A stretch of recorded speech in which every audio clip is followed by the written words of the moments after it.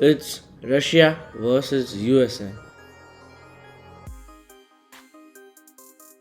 Ukraine भी USSR का part था, लेकिन 1991 24 अगस्त को यूक्रेन को अपनी इंडिपेंडेंस मिल गई।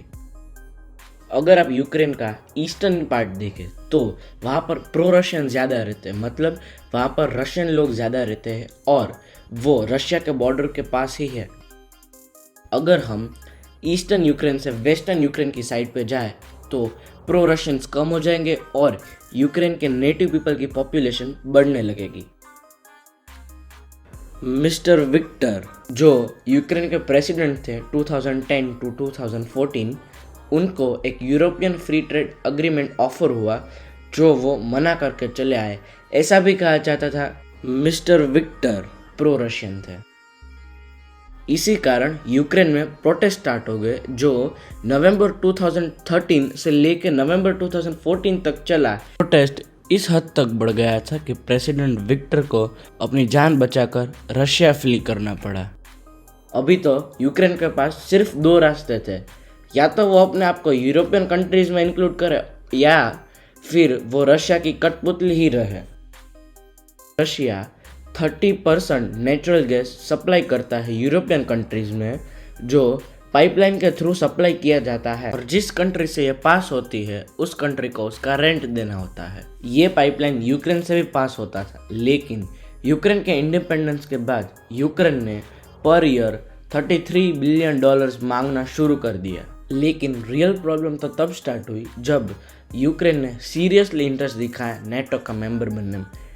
NATO the North Atlantic Treaty Organization. NATO को सिंपल वर्ड्स में समझने के लिए एक ऐसी ट्रीटी जो कंट्रीज ने साइन की हो, जिसमें किसी भी कंट्री पर अटैक हुआ तो सारी कंट्रीज मिलजुल कर अटैक करेंगी। नेटो जो ऑर्गेनाइजेशन यूएस लीड करता है, लेकिन रशिया को तब प्रॉब्लम हुई जब यूएस ईस्टर्न मोस्ट कंट्री को नेटो का मेंबर बनाना चाहता था। इससे यूएस की मिलिट्री और मिसाइल रशिया के बॉर्डर के और करीब पहुंच रही है।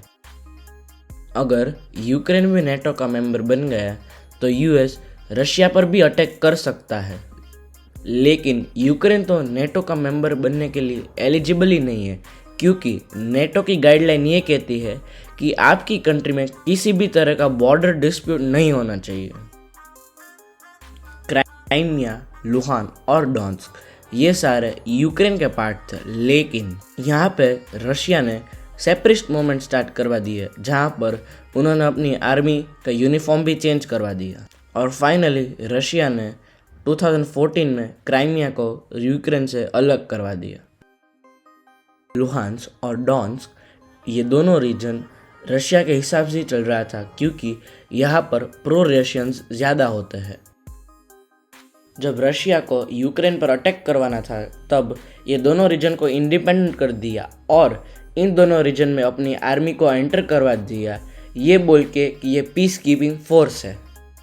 रशिया ने कुछ डिमांड्स रखी थी और कहा था कि अगर ये डिमांड्स फुलफिल हो जाए तो वो अटैक नहीं करेंगे। रशिया की पहली डिमांड थी कि नेटो अपनी जितनी भी मिलिट्री एक्टिविटीज़ कर रहा है ईस्ट यूरोप कंट्री के पास वो बंद करे और नेटो फोर्सेस को पोलैंड और बाल्टिक से हटा दे।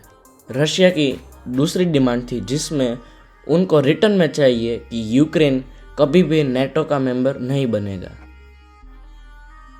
रशिया की थर्ड डिमांड थी कि यूएस की जितनी भी मिसाइल्स यूरोप में है वो डिसआर्म कर दे।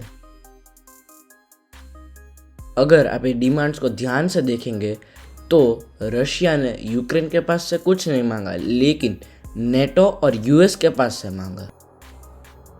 रशिया ने ये स्टेटमेंट दिया है कि वो यूक्रेन पे कब्जा नहीं करेंगे, लेकिन वो सिर्फ डीमिलिटराइज कर रहे हैं, क्योंकि अगर यूक्रेन की गवर्नमेंट पर रशिया का कंट्रोल आ जाएगा तो वो गवर्नमेंट भी रशिया के हिसाब से ही चलेगी और नेटो का कुछ प्रॉब्लम भी नहीं होगा। अगर आपको ये वीडियो पसंद आए तो चैनल को सब्सक्राइब कर दीजिए।